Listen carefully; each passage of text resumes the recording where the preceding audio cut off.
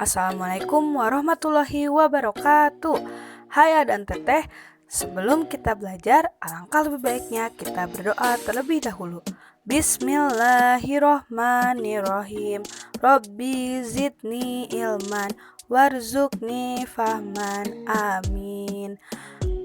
Materi hari ini kita akan berada di tema yang pertama, yaitu pertumbuhan dan perkembangan makhluk hidup. Di subtema yang pertama yaitu ciri-ciri makhluk hidup. Nah, sebelumnya Bu Rina punya tebakan nih buat A dan Teteh. Siapa kira-kira yang bisa menjawabnya? Tebakannya adalah aku memiliki 2 kaki. Aku dapat terbang tinggi, buluku warna-warni. Apakah aku?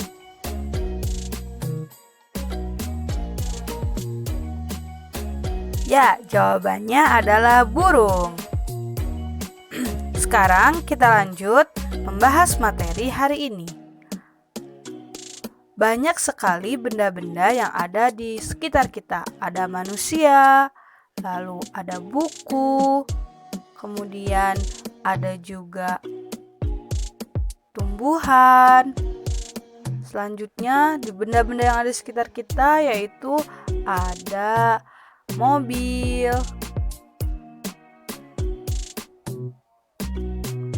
ada lebah, dan juga sepatu. Dan masih banyak lagi benda-benda yang ada di sekitar kita. Nah, kalian tahu manusia, tumbuhan, dan hewan merupakan benda hidup. Benda hidup disebut juga dengan makhluk hidup. Kemudian benda-benda sisanya tadi ada mobil, buku, dan juga sepatu merupakan contoh benda tidak hidup.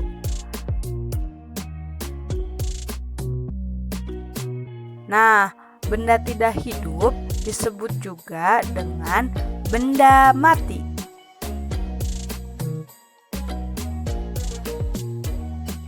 Pembahasan kita yaitu sekarang tentang ciri-ciri makhluk hidup.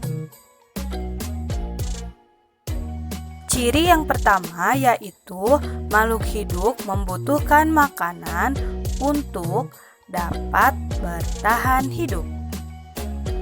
Makanan manusia beragam. Ada yang terdiri dari tumbuhan seperti buah-buahan dan juga sayuran. Lalu ada juga yang dari hewan seperti daging. Makanan hewan pun bermacam-macam. Ada hewan yang memakan hewan lain atau hewan pemakan daging, dan ada pula hewan yang memakan tumbuhan seperti kelinci yang memakan rumput ataupun wortel. Manusia dan hewan tidak mampu membuat makanannya sendiri, masih membutuhkan dari tumbuhan ataupun dari hewan untuk bisa dimakan. Lalu, bagaimana dengan tumbuhan? Apakah tumbuhan sama dengan manusia dan hewan? Tentu tidak. Tumbuhan berbeda dengan hewan dan manusia. Tumbuhan dapat membuat makanan sendiri melalui proses fotosintesis. Setiap kita menyiram tanaman, air tersebut masuk ke dalam tanah. Nah, kemudian air yang ada di dalam tanah terserap oleh akar-akar tumbuhan, kemudian oleh akar disalurkan ke bagian daun. Selanjutnya, daun menyerap karbon dioksida atau udara yang ada di sekitarnya diserap oleh daun. Tadi sudah ada air dan udara.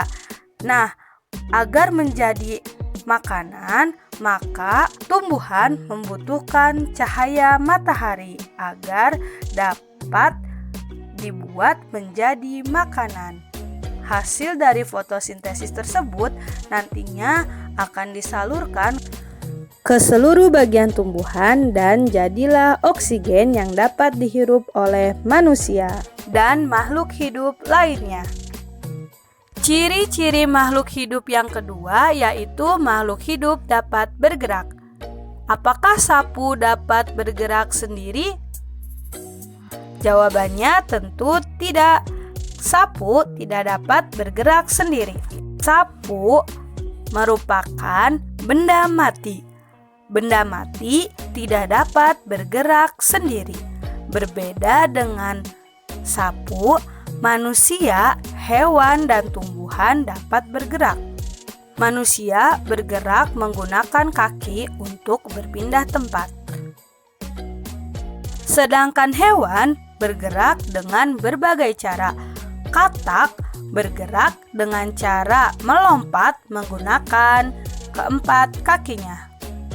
Sedangkan lebah bergerak dengan cara terbang menggunakan sayapnya. Ikan bergerak dengan cara berenang menggunakan siripnya. Sedangkan ular bergerak menggunakan perutnya dengan cara melata. Kira-kira selain ular, hewan apa saja yang bergerak dengan cara melata? Lalu kira-kira bagaimana dengan tumbuhan? Apakah tumbuhan juga bergerak?